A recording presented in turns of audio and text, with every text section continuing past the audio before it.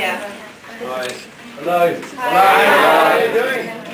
Very well. Well, one of us is ill, so he's not here. So you just have Till and I. I think that if everyone can find a way of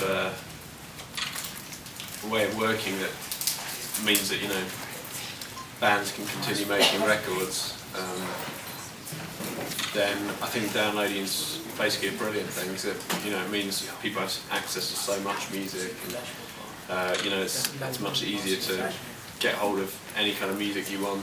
I can remember when we were growing up, we lived in a tiny little town in the south of England, and there was only ever one record shop, and it closed down after about a year. And you couldn't get any records, and it was very difficult to hear about new bands or any kind of music. So I think anything that gives access to music is a good thing, basically. Que ellos piensan que todo lo que le da acceso a la gente a la música está bien, pero cuando ellos estaban en el sitio donde ellos crecieron solo había una tienda de discos, entonces era muy difícil, la cerraron y no tenían ya acceso a la música.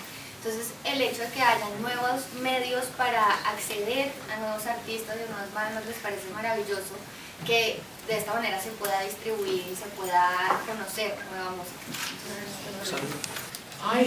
I don't ever remember saying that we wanted to be like, I think, like Coldplay. I don't know.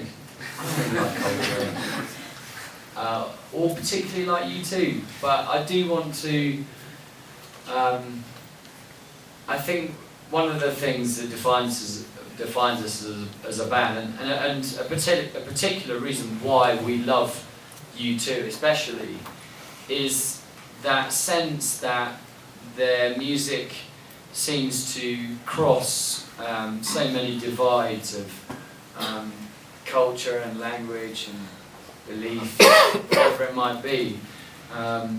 It doesn't seem to matter where you are in the world, you'll hear U2's music.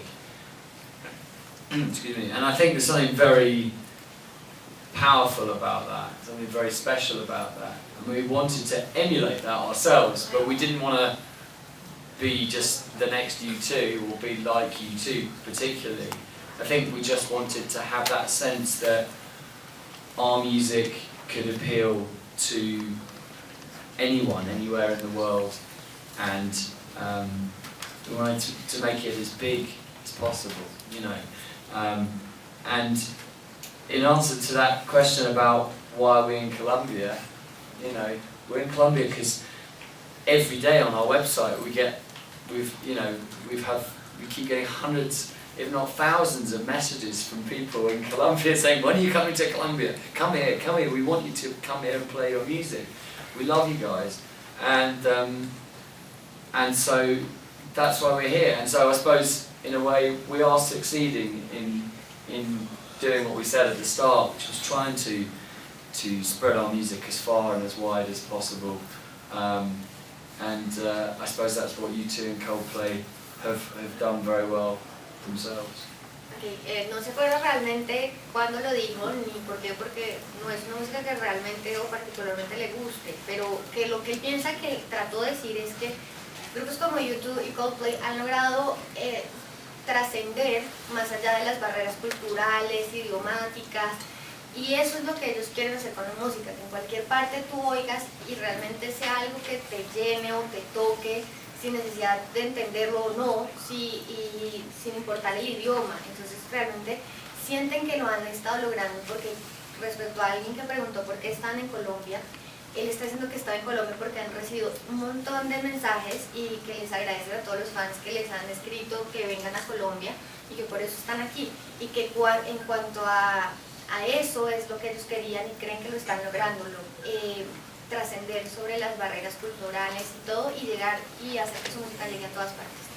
Well, I think those things change, it's not just a certain song for a certain night, or maybe it is a certain song for a certain night. I think sometimes you just feel in a room that a song takes on a special resonance that maybe it didn't the night before.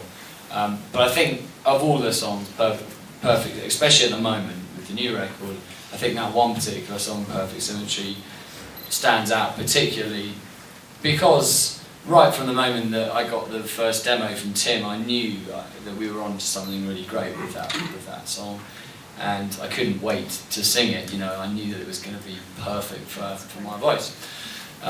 So for me, it's a great moment, and you know, as soon as that big riff kicked in at the top of the song, there's that sense of expectation in the crowd. It's normally quite far down the set list, so everyone's quite warmed up. It's a big moment, and it's one that I really enjoy every night. I think one interesting thing is that there's a lot of people have this kind of perception of being on the road in a band as just being kind of one endless string of glamorous events, and actually there's a lot of hanging around, and there's a lot of waiting for stuff, a lot of boredom sometimes, and a lot of waiting in airports and sitting on planes terrified that you're going to crash. And it's true though, it is true. That's how you feel a lot of the time. So I suppose what I'm trying to say is that when you get on the stage and you make that connection with people and you sing a song such as that, it makes the whole thing worthwhile, and it makes you understand why you're doing it. So that song, but all of the songs, have that resonance for me. So that's what I live for in terms of Keane. Tim? Would you want to translate that first? Ella le preguntó que cuál canción era del álbum que le pareció maravilloso, cuál canción del álbum querían ellos o es la que siempre están esperando poder tocar.